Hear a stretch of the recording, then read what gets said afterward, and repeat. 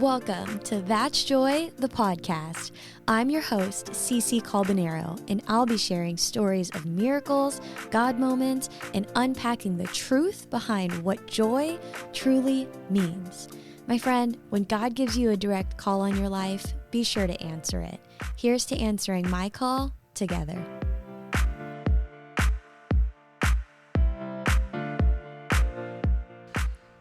Hello, friends. Welcome back to That's Joy, the podcast. It's your girl, Cece. We're riding solo today, and it's one of those hit ya. We're going to hit ya with the fast, quick episode that will hopefully just equip you even a dose to lean into, honestly, all that God's called you to be. If you're new around here, then you might not know we love kicking off every episode with a little joyful noise. And honestly, it's quite simple, but if there is a love language that is sending music, new music finds to me, that has to be up there, because I love when my friends send me new songs that they've loved that they think I would love too. And I stumbled across two of these songs kind of in that way, but I want to share it with you because I want to be that friend to you in case you have not received something like that before. And y'all have probably seen it if you explore the Reels tab on your Instagram. But Take Me to the River by Alex Yurkiv and Telma Costello. Costello. Not sure how you pronounce that, but that song that goes, take me to the river, I will swim. It was a trending song, and the full version is officially out, and I listened to it on Spotify this morning, literally on repeat. I'm not kidding you. And then another fire song that I know I'll be playing all weekend long, honestly, for the next month straight. That's kind of like one of my toxic traits, I guess you can say, is I will binge the heck out of a song and just play it until I'm completely tired of it. But that other one is No Longer Bound remix with Chandler Moore. It's so fire, and it will definitely lift your spirits, get you into a good mood. So add those two to your yearly playlist. I have a yearly playlist that I have titled Build, which is my word of the year. And all year long, I'll add specific worship songs to this playlist. That way, next year, the following year, when I go back, I can remind myself of different seasons that I've walked through, because these songs have kind of painted the picture for that month, for that season. And so I love this idea, and I know that y'all would probably love it too. So implement that into your life along with these habits that we're going to unpack on today's episode. So y'all loved the episode 5 Habits to Get You Out of a Rut.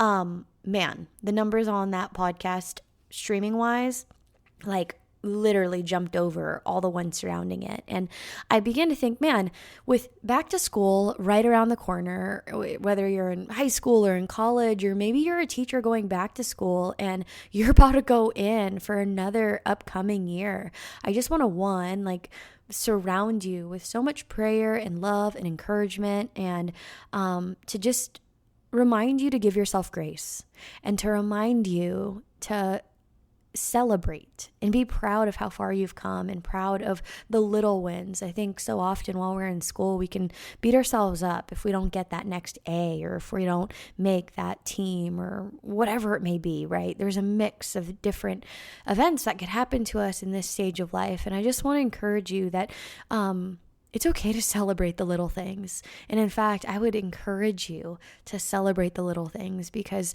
later on, when you are removed from this season, you'll begin to think and remember back to how those little things actually amounted to become much more of the bigger things.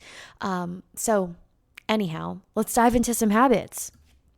The first habit that I want to touch on is your morning routine. Friends, your morning routine actually starts at night. I know, it's wild, but I'm sure if you have followed people like Mel Robbins or Tony Robbins or anyone in the self-help industry, you'll hear this all over the place, how much your morning routine matters at night, Because why? Your morning routine actually starts when you decide to lay your head down. If you're not getting rest, friends, like I'm talking about good rest, then you're not quite leaning in to how powerful your morning routine could actually be for yourself.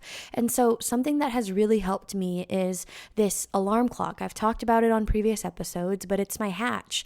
And whether you have one or not, you can do this very practice. What it does is when I click the button on the top, I can indicate how long I want different sounds and different lights to orchestrate with one another so that it signals me to do something.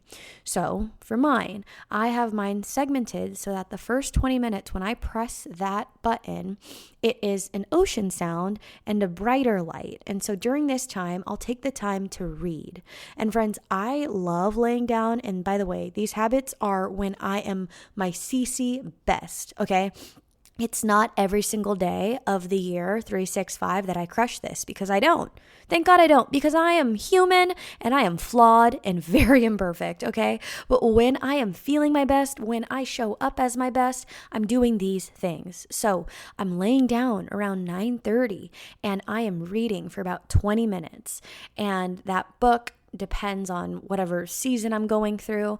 But then after those 20 minutes are over, it transitions to a darker light and a different sound.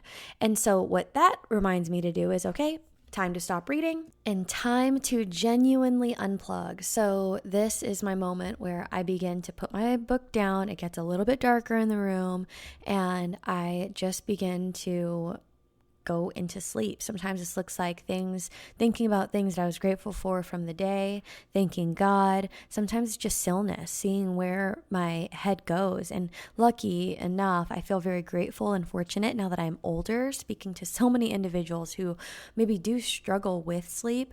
I can really close my eyes and pretty much fall asleep within 5 minutes. So that is what I typically do. And I say your morning routine starts at night because I am someone who operates best, and I know this about myself, when I get 7.5 minimum, 8 hours is the best.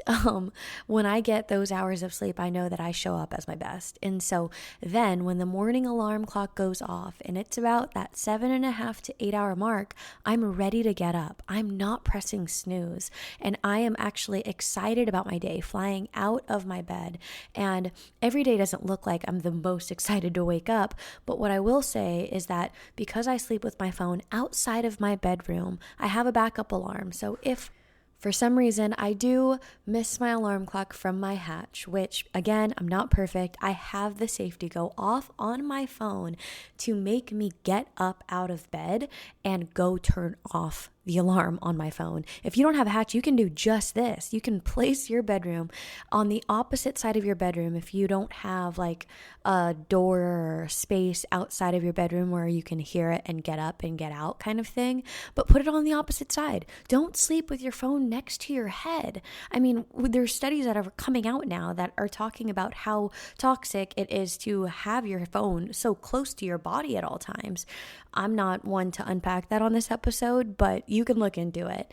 Anyways, all that to say, get up in the morning and just simply practice not breaking promises to yourself, friends. That's what habits are all about, right? It's that commitment to say, hey, I said I'm going to do this thing, so let me go do this thing.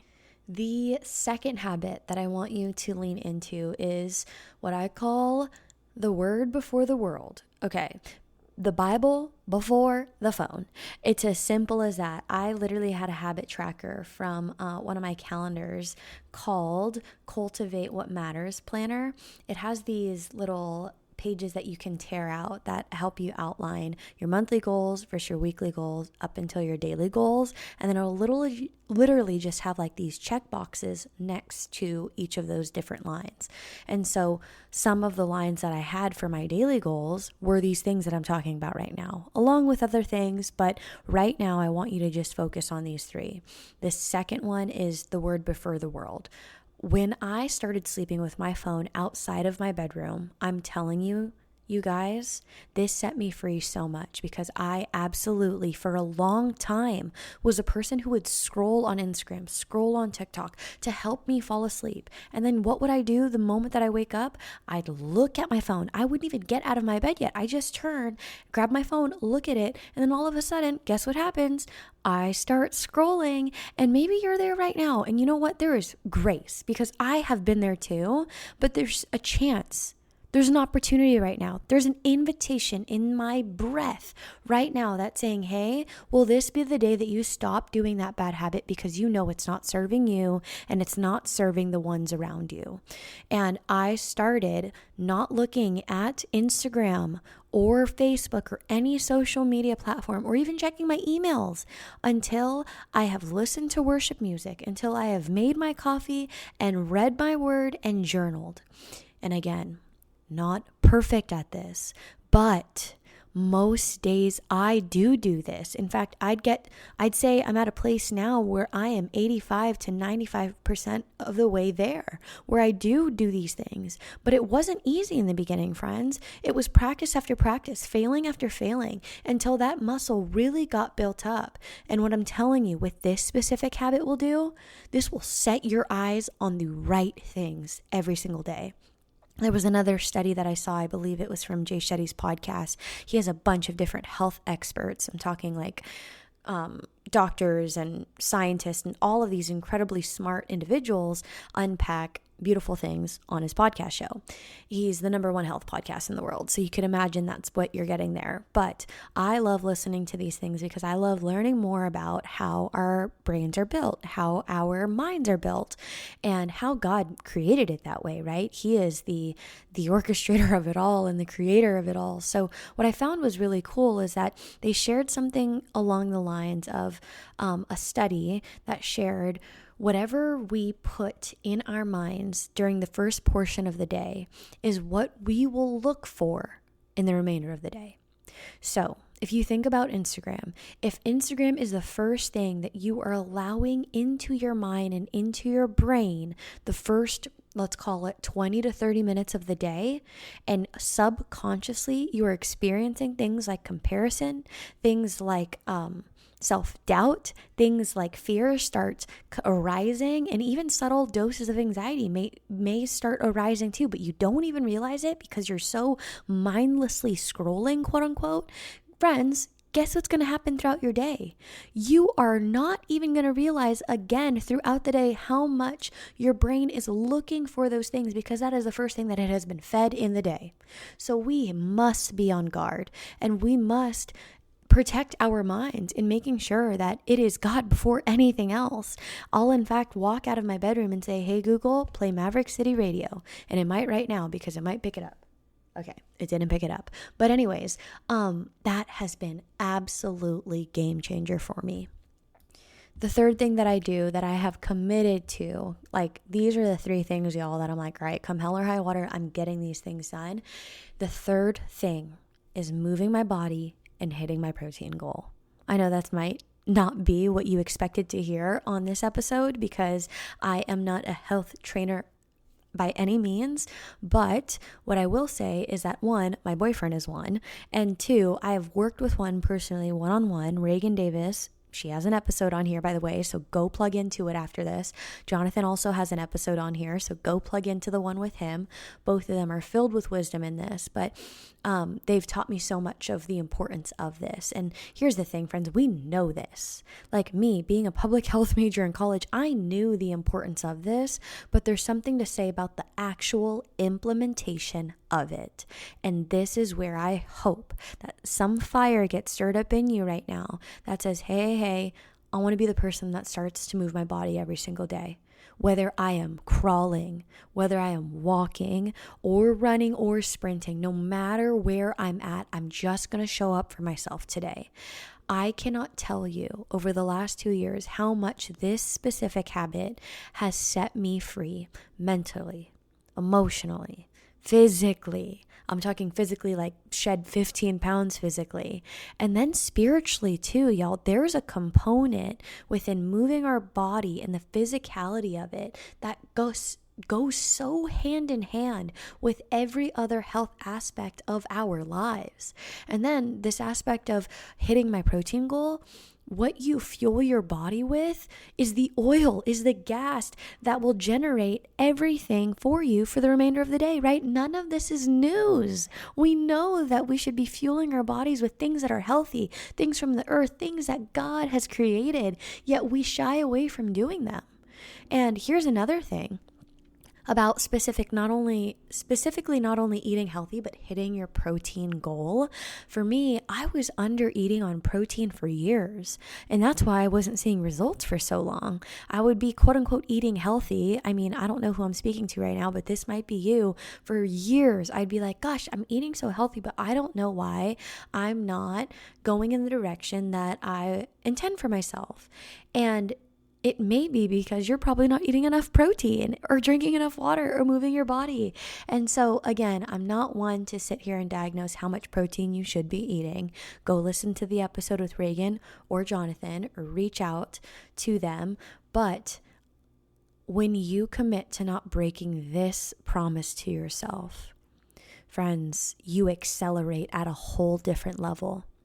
And it leads me to the scripture that I want to share with you guys, and one that has really been stirring in my heart, honestly, the last couple weeks. It's from James 2, verses 14 through 26. And this section is called Faith Without Works is Dead. What does it profit, my brethren, if someone says he has faith but does not have works? Can faith save him? If a brother or sister is naked and destitute of daily food, and one of you says to them, depart in peace, be warmed and filled, but do not give them the things which are needed for the body, what does it profit? Thus also have faith by itself, if it does not have works, is dead. But someone will say, you have faith and I have works. Show me your faith without works, and I will show you my faith by my works. You believe that there is one God. You do well. Even the demons believe and tremble. But do you want to know, O foolish man, that faith without works is dead? Was not Abraham our father justified by works when he offered Isaac his son on the altar? Do you see that faith was working together with his works, and by works faith was made perfect? And the scripture was fulfilled which says, Abraham believed God, and it was accounted to him for righteousness, and he was called the friend of God. You see then that a man is justified by works and not by faith only. I want us to be the people who believe. The people who believe without a shadow of a doubt that God can do it. And, not but, and I want us to be the people, the community who puts their hands and feet where their mouth is, meaning they will move when God says move. They will pray, they will listen, and then they will obey. There's something about taking action. There's something about moving and doing the work, friends. And I know that every single person who plugs into this podcast, you have a calling on your life. God is calling you. Right? I talk about this so much, y'all. It's not just a text. We're getting full-blown phone calls from God. Are we willing to pick up? And one thing is the action of picking up, right? We got to pick up the phone and put it by our ear so we could hear. And then what? We get to decide what we do with the information that we hear. Will we sit back and continue to pray that God would do a miracle? Or would we step in and listen to those little nudges that he says to move in and then go and then take action? Friends, these habits will set you free. There's a book that I cannot recommend enough, and it would be a disservice of an episode to talk about habits without shouting out the book Atomic Habits by James Clear. If there's one book that you finish off the year with and you start a new school year, whoever you are, I don't care if you're in school or out of school, this book is a must. There's a page in 144 and 145 that talks about the habit line. And then the lines on the bottom are repetitions going, increasing. And then upwards, the graph, it shows what's automatic. And essentially what it's saying is that in the beginning, there's a little graph and the line goes upwards and increases, right? As it increases in automaticity, it increases in repetition. And what I will say is that I have seen this play out in my very own life. I've seen that as things become more repetitious, as I continue to do it every single day, that doesn't mean perfect. It means, okay, if I show up 5 times out of the week, and then 6, and then 7, then it becomes more automatic. Now for gym class, you guys, when I show up to my class for Hotbox, I do weight training 3 times a week, and then I move my body in a different way 2 times a week or 3, depending on the week. But what I will say about these classes is I didn't feel like it. A lot of the times I don't feel like it. In the beginning, it was very hard for me to show up 3 times a week consistently. But as I compounded week after week, it became a muscle that was so automatic that I just fly up now. I just fly up, friends. Same thing goes with sleeping with my phone outside of my bedroom. There are nights where I end up charging it near my bed. And then most of the time it's out, right? But what ends up happening is that it does feel more automatic for me to do that throughout the week. And then same goes with reading the word and plugging into the word for the world. It was hard in the beginning. The temptation to open up those apps is real. They study our brains to see how it can be as addictive as it is. Like, we know these things, but as we do it, as we commit to doing it every single day, imperfectly showing up, it becomes automatic. And I think the real hurdle is this. It's, will you keep doing it even after you fail a couple times? Because if you know that you're going to fail a couple times, then that doesn't even have to be a thing that gets in your way. Most people feel like they experience a couple failures, and then that's the indication that they should just stop because they're not worthy of whatever thing's on the other side. And that is not the truth. The truth is, will you continue to show up and fail and show up and fail and show up and fail? Because the fruit is on the other side of that. Friends, I want to see these habits quite literally change your life. And once you nail these ones down, just like the book talks about it, you can begin to stack other habits on top of that. And I can guarantee you, you will turn back on your life at the end of this year, at the start of next year, at the end of next year, and say, I look a little different. I've changed a little bit. And it's all for the better. And I thank God for that. I thank God that I put my faith and paired it with my works, and I am living out this life. You're worth it. You're worth it. You're worth it. You're worth it. Friends, if there is a certain part of this episode that you want me to dive more into, man, I want to be that friend who goes. Let's go there. Shoot me a text to what you loved most about this episode to 615-813-4813, and I'd be more than happy to dive in more. You can follow me on social at CCALBONERO on Instagram and on TikTok, and you can follow That's Show the Podcast too. Friends, I'll also say that the sweatshirts are dwindling down and there are not many crew necks available left. So if you have interest in snagging something from the Joy collection, do that today. The link is in the show notes down below.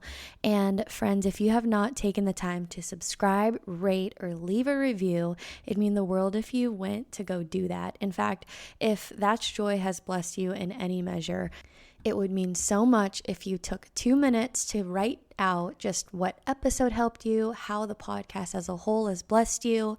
I am trying to see how many reviews we can get so that we can continue to build That's Joy to become all that God has intended for it. So please go do that. And thank you in advance for taking the time to do so. And friends, I'll never leave an episode without saying, if you have even the smallest desire to meet the creator of the universe, or if you've already been saved but you're not really free, I want to invite you to sit at the table of plenty with me and so many others. I'm telling you, there's an abundance here. There's an overflow here, and there's so much joy here. I'm here to tell you that God is for you. All you have to do is invite him into your heart right now. He's waiting for you. He wants to meet with you. And friend, I'm so proud of you. If you just made this decision, I'd love to know you. Shoot me a text to the number in the show notes so I could pray for you. I love you. God loves you. And until next time, I'll chat with y'all next time. Thank you so much for being here.